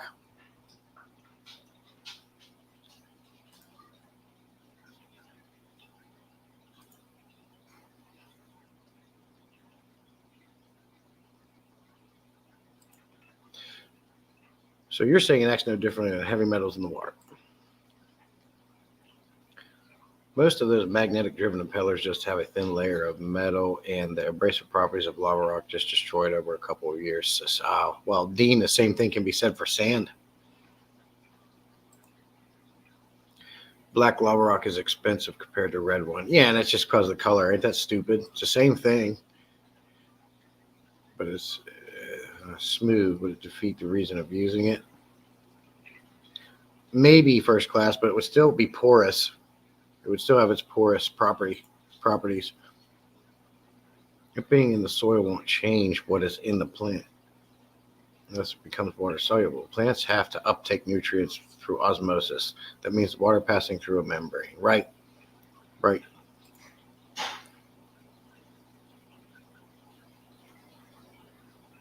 Is it? Well, the black lava rock is magnetic. Panoski, good to see you. Thanks for coming in. We're just having a good plant and lava rock and sediment conversation. Lava rock because it's cheap. Our local, it is cheap. What's some big things that the king of DIY gets? Huge, is it pumice? He gets some huge blocks, and that's what he uses for beneficial bacteria because he has large tanks. I don't know if you've ever seen them videos where he's using them, but they're big, massive blocks.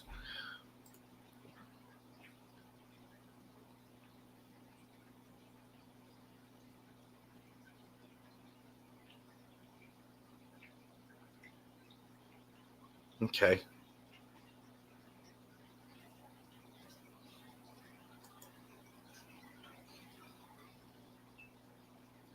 So lava does nothing to prevent soil construction.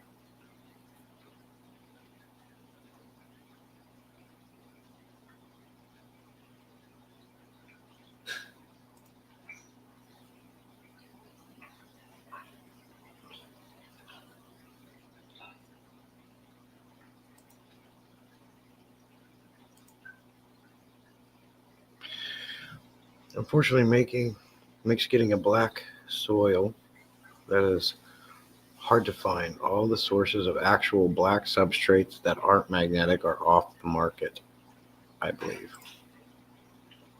I use black lava rock to scape with because I have larger pieces. Red lava comes in a bag, so I just have to use it for media or additional layers, like Tommy was saying. Basically, no different than silicate sand. What's up, ABC? Haven't seen you in a while. Good to see you. How are you? Structure is literally why I use lava rock, Tommy. That's what I've been saying this whole time. There's not a ton of stuff the plant can uptake from it, but that doesn't mean it's useless. I'm not being a smartass. I'm actually asking here. Laura says, Atkins, yes, want it skate. Atkins, yes, want it for skate. The red clashes with some of the plants.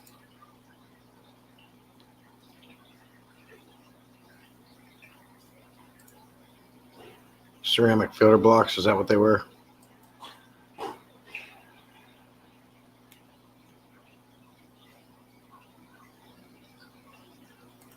Coffee's calling. It is. I got to go get more. I got to go to the store and get some more. I think Biohome is better than lava rocks. It's clay-based. It's perfect. Home for more beneficial bacteria. Porous, and it is smooth, and it offers the most surface area, but it is expensive. I hear Biohome is a big one, a popular one. Clay is a buddy of mine too. I use quartz clay from the mines of my substrate. It's like peanut butter full of minerals. Biohome is a lot of snake oil. You can make black soil if you have the space and no HOA stopping you. Well, that was some really good conversation. I really did enjoy that. I don't know if it's still going on or not, but learn lots. This is why one of the reasons why I like doing live streams when you guys come in. Just having casual conversation between you guys turns into a learning experience for me. I'm not going to say everybody. I'll speak for myself, but it's definitely a learning experience for me.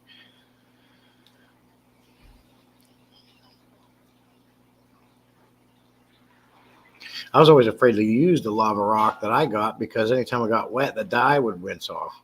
Like, I don't want dye going into my fish tanks. And I just never use it. I always just used biofilter, bio rings. I've never really used pot scrubbers. I tried my hand at it, but I didn't like it. So I've always just been a bio ring, CChem matrix type of person. The stuff you buy at the frickin' store. But it works well. I have nothing bad to say about it. It works well.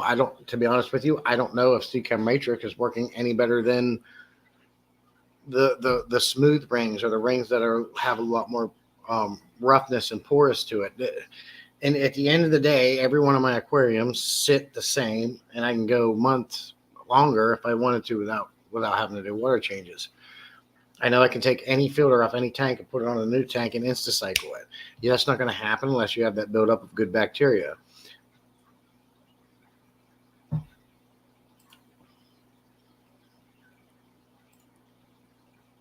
Yeah, I'm going to have my mom look in Minnesota. Maybe she can bring me some when she comes out the next month. I got to get some resources. Okay. So all I took from this live stream is that one of you guys are going to send me some free Texas Holy Rock or something. I think I heard that. Surface area is to be accessible for bacteria, water flow, for no matter what, in my opinion. Surface area has to be accessible to bacteria and water flow. Yeah. So the more porous it is, the better. Yes, the cost. Why pay for fancy stuff like matrix? Extra surface area after a low threshold isn't going to do anything. Extra surface area after a low threshold. Yeah, and you also need to take in consideration, using that mentality, first class fish too, is the fact that your tank is only going to build up as much bacteria as it needs to handle the load that's in it.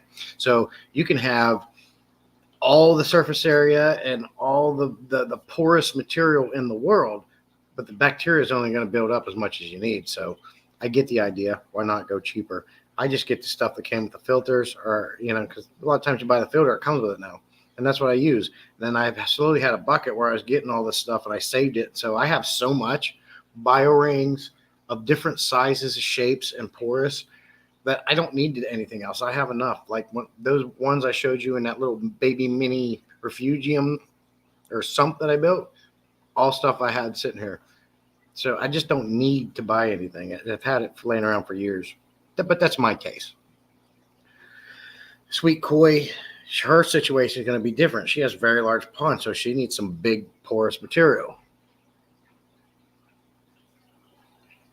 BioHome is by far offering me better water quality for less mass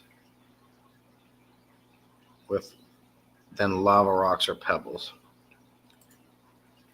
I agree. Otherwise, you'll end up growing bacteria that throws off gases, and you don't want that in an aquarium, or lake sometimes for that matter. Yes, having a million microscopes doesn't matter if the water isn't flowing through it and it just washing over the top of the brick, right? Porous or not, it needs to flow through the material, right? Makes sense. Maybe it's different for tanks. Nah, it's all the same aspect. It's just, how big is the scale? The way I escape tanks, I think my tanks have more surface area than a canister or HOB could hold inside. Well, I mean, it grows everywhere, Atkins. It grows in your filter, it grows on your rocks, it grows on the substrate, it grows on the plants. It grows everywhere. It's going to grow on all surfaces, right? So it's not all about the biological media. It's everywhere. It is everywhere, but it's only going to grow to the size that it needs to grow to. If you have a 125-gallon tank and you have 2 fish in it, and it's a cycle tank, you have beneficial bacteria everywhere, right? But if you add 5 new fish into that tank, all of a sudden it's going to crash because you've put too much bio load on your system than it's handled. That's why you need to add slowly. You add those fish slowly, giving that, it's like an expandable rubber band. It's going to expand and contract to the size of the load. And if you put too much on it all at once, it's going to snap and your tank crashes, right? So it's only going to grow to the size it needs to handle the load. We use Life Rocks for the main filtration in our marine tanks. Life Rocks. Never heard of that. Feed your filter, not your fish. There you go. Right there. I think I have 2 small rocks in my sump.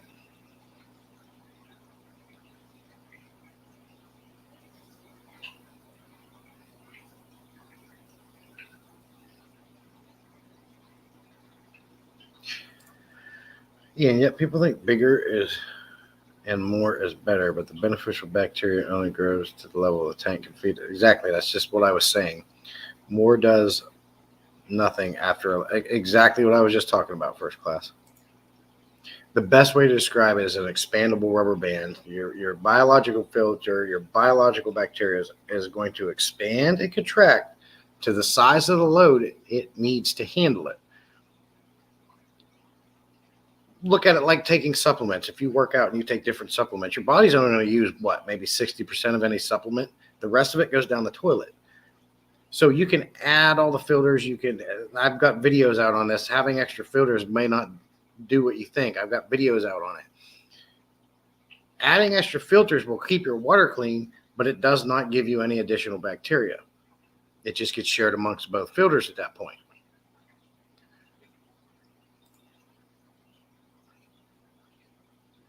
Yeah, they take up nitrates. But I do believe you can't add enough plants in an aquarium. I think that's one thing we can all agree on here. That's why Ross Baltimore sending me some water lettuce I'm excited about. I added that peace lily. I also want to get into some other plants, terrestrial plants I want to add. They're really pretty, like monsteras and things like that. That one Australian kid that got the popular channel a lot of people like, he did a video on different house plants, and there's some on there I want to get, man. And if you're using cycle media, you might not need stability at all. Are you talking about CChem stability? Oh, yeah, absolutely. And I've used that too, and I have it in certain situations, but I don't even use it anymore because if I have to add a lot of fish to a tank, my tanks are well seasoned. The good bacteria that's in them will handle the load. However, you still can't add too many new fish too fast. You got to give that bacteria a couple weeks to adjust and build back up. But I do the same thing. I have stability that I throw in certain situations. I missed that. You can add whatever as long as the water is dechlorinated. You should be fine. And if you're using cycle media, you might not need stability at all. Exactly. I never use it though. I got media from another tank and just there you go, Atkins. You got it. When did he answer you? You might have missed it. Yes, if you have seed bacteria, you can skip stability but stock slowly. Exactly. My dog feed my fish 250 gram 0.5 pellets tank is fine, just bacteria bloom, but my fish are on a diet now. Multiple filters is mainly for me to have redundancy. Clean 1 week and then other week. Plus, if you have a filter go down, exactly, backup. I do the same thing, Razin, except I have all my tanks are run with a canister filter, and then I have a hang in the back as backup. I also like to have backup hang in the backs because maybe I want to add some carbon in because I had to dose meds in a display tank and I can use them, the carbon to help pull them back out. Maybe I feel like using some, what I feel is the best chemical filtration out there, and that's ChemiPure. Maybe I feel like throwing that in periodically. Much easier to put and hang in the back than having to bust open your canister filter and add it in there, right? So, and as backup, maybe the canister filter fails. Well, I still got that hanging in the back as backup, like you were saying, to run the aquarium. My Achilles tank is such a jungle, you can barely see the fish in it, and there's 30 of them in the tank. Yeah, that's kind of like what my 20-gallon longs turned into with all this water spray and jungle valve. And I've got a Java fern in there and a new plant I can't remember the name of. But I got guppies and ember tetras in there. There's 7 of them ember tetras, a longfin danio, and a guppy. And you see them, but what a great looking tank. And never have to do water changes on it. Nitrates don't go below 5 ppm. It's a great setup, and that's my dirted sandcap tank there. I want them to get their Marvin Gaye on. Do you start with 30, Tommy? Did you start with 30, Tommy?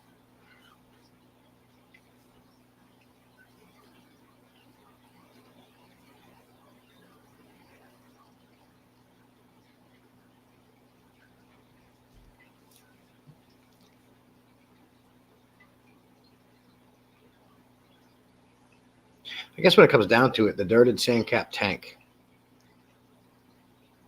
If you have a dirted sandcap tank and it's plant controlled, why would you even need to worry about things like lava rock? What's the purpose of even considering grabbing lava rock to grow a plant out of?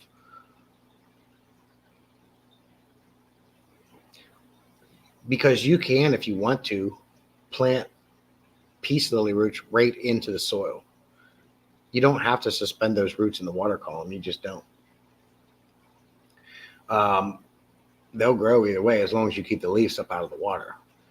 So in a larger tank, that wouldn't really work. But if you have a 20-gallon or a 10-gallon tank, as long as you can keep the leaves up out of the water, you can actually let those roots come down and soil themselves into the dirt or the substrate, or plant them directly in there. That will work.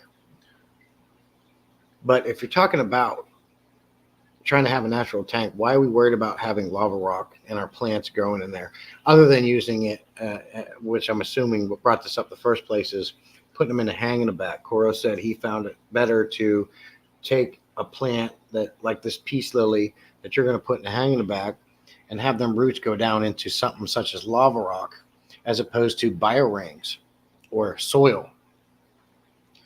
Because apparently the lava rock provides the plant structure and aeration, so it can aid it in uptaking the nutrients it needs.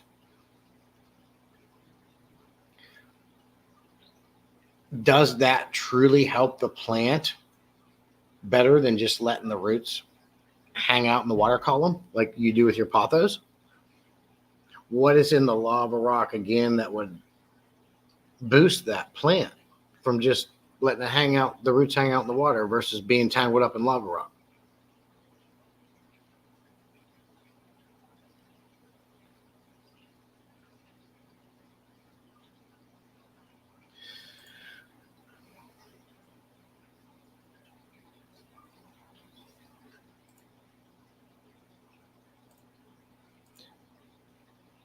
You got the 55 set up, Dixon? Everyone's calling you Juanita. I like to call you Dixon because that's what it was when I first met you. Yeah, my Ford Breed is also a jungle. 30 neon tetras. Oh, I love neon tetras. One of my favorite. 3 Emperor Gudgeons and a Corey cat and a Pleco. That sounds really nice.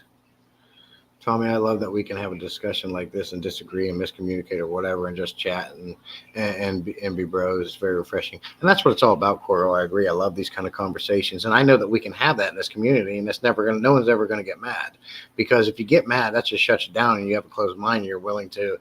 That means you're unwilling to have an open mind and learn. You definitely don't want those kind of people, because we as people need to realize we don't know everything. We don't have everything down, and we can learn from one another. So I appreciate you guys coming out in here and hanging out and having this conversation, because I'm learning as well. You guys are smart. You know your stuff. And I love being able to be a part of this conversation with you. I wear my mouth as shoes all the time. It's great to have pals that don't judge me too much for my fashion choices. I got you, Coro, and I get that reference. Juanita, I won't let me copy the link. Share. I tried. Okay. I wonder why.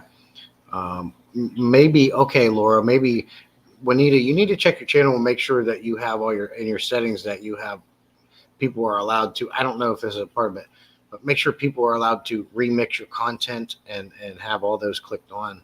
Maybe that's why. I am a king of miscommunication. I will never deny it. Laura, it says it is public. I am real new to all this stuff. Roots are usually growing in dark areas. Cora, I'm always saying the wrong thing. Well, the nice thing is, it sounds like everybody in here is not a snowflake, and they don't get easily offended. So I don't think we have that worry here. Oh, that was a community post she put out? Okay, Dixon, you need to make a video on it. You need to make a short or a regular video on it and post it. You posted it as a community post. You need to make a video or a short and then put it on your channel so we can all see it.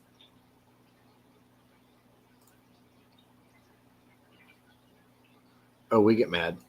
You don't get mad. It takes more energy to be mad than happy, Coro. We just know better than to allow that to control us. You got it. Acknowledge the anger and let it pass over you. It's those steps that you have to take, man. You're talking to a guy that's had a volatile temper for years, and I'm very impatient as well. So when you combine them two, I was a nasty person in my younger years. I still am a very impatient person, and I can still easily lose my temper. But as I get older, I've learned to control it. But yeah, I know exactly what you're talking about. Coro's raging right now, but you can't even tell.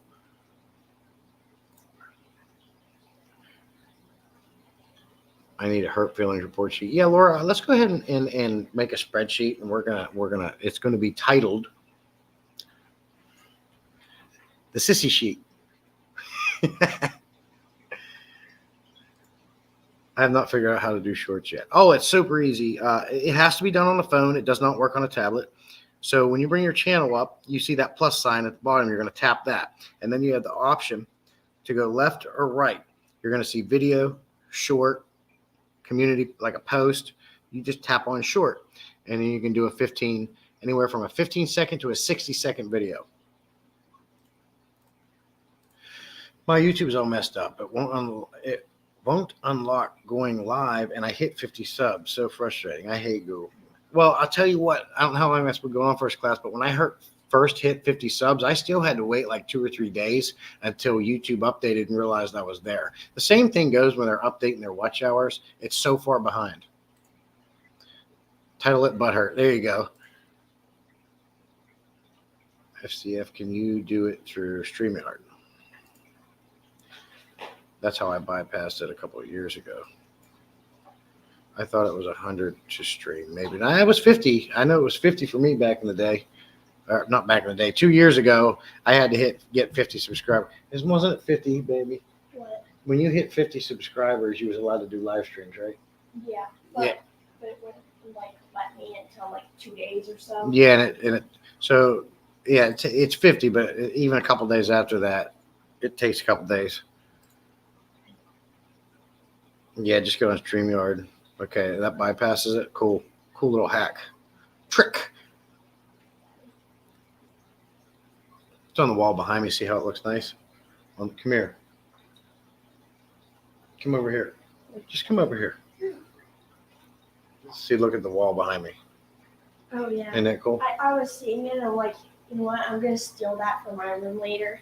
You got all those LED lights.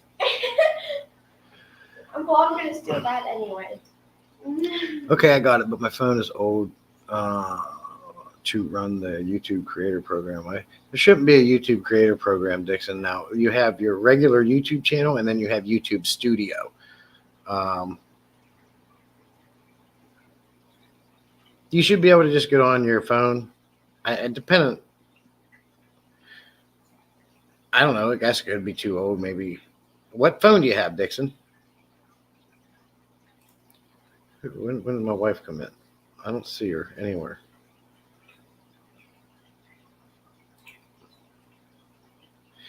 It does take time for verification. Yes, it does take time for verification. Mine was like a week. Oh, okay. So so just give it some time. You should be able to go live. It's not instant. But did eventually let you do through YouTube. Their verbiage isn't very clear on it. Okay. Oh, I thought that was the wife. Hello, Mini Salient. Oh, no, that's my daughter, Laura.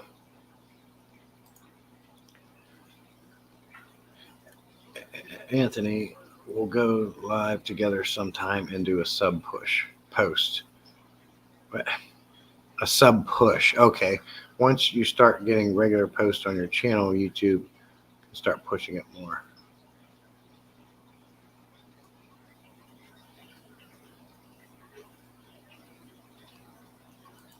That's cool. Help out, Coro. Yeah, I looked at the documentation. It said 50 and 24 hours. It's been 3. Oh, okay. There. Yeah. Days ago, I learned a thing about lava rock. There you go, Tommy. Okay, I will try again. Galaxy A20. I don't know what that is compared to the S20s, but it doesn't sound like it's that old. So you should be able to just go on your YouTube channel, hit the plus button, and do a short.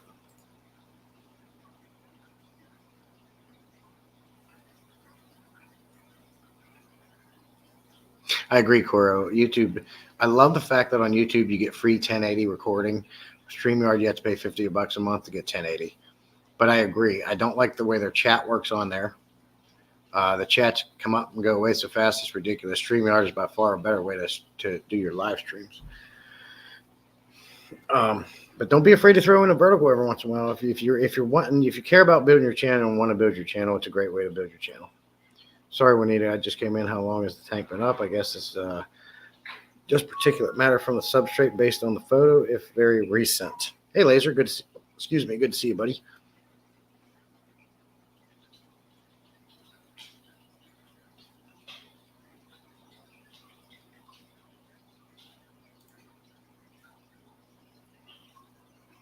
Thank you, Laura. Laser, Cora, Laura, Laura. Give it some time to filter. Well, Fish Peeps, if it's in over 2 hours, I got to get off. I got some things to take care of. One of the most important things I got to take care of is I got to go to the store and get some more coffee. I'm a little irritated by that because I've only had 1 cup today. Maybe 2. It's time for a 3rd one, and I don't have any here. I certainly appreciate everyone who's come in here and had a good discussion. Great conversation about plants, lava rock, you name it. We've learned a lot.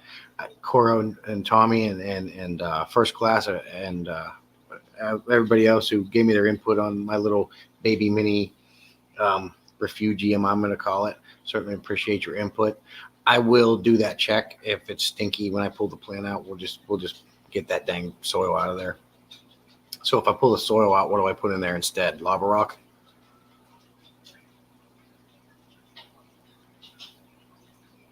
Should I put lava rock in that space where the soil is?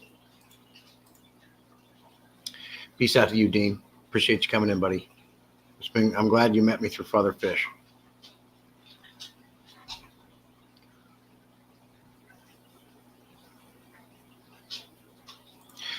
I have no big ambitions with YouTube, but I do want it to work how it should, and eventually I may get at least some good documentation. Oh yeah, it's fun. It's a great way to document and share your hobby with the world, and it's free storage for your videos. What better places to archive a bunch of videos about things? Thanks for the great stream. Have a great weekend. You too, Laura. I appreciate you. Great stream today, Jesse. Thank you for your open forums. Oh yes, absolutely, and thanks for coming, Juanita. Thanks, Jesse, for streaming. Have a good. You guys have a good day too. Lava rock or sand? Okay. Well, I think maybe if I can get some. I got sand though. I hate to go buy something I don't need to. I got sand. I've got bio media. I got sand. You too. Have a good weekend. Certainly appreciate your time. Be safe. And till my video I said last time was coming out Saturday. I was unable to get it finished, but keep an eye out for my next video coming out. It's got a really humorous intro I think you guys will like. Oh, May 14th, my Tuesday live stream. Keep an eye out for that. I'm going to be interviewing somebody you may not have heard of, Talisa Aquarist. She's been in my live streams a couple times, but she'll be coming up, and that's going to be great. She's a naturalist as just like Tommy and Coro is, and a few of you others. So you might want to pick her brain and come up and see what she's all about. If you don't know Talisa Aquarius, make sure you subscribe to her channel. She's really cool. June was a lurker, huh? June's here and lurking. Thanks for the info. Appreciate you, June, or even lurking. You don't have to chat. If you want to come in and just watch, that's fine. It's an open panel here. Everyone can do what they want. I want everybody to feel comfortable here, and that's what's going to bring people come together and talk about conversations we just had today. So, but that's it. Till next video. I'll see you Tuesday. See you guys later.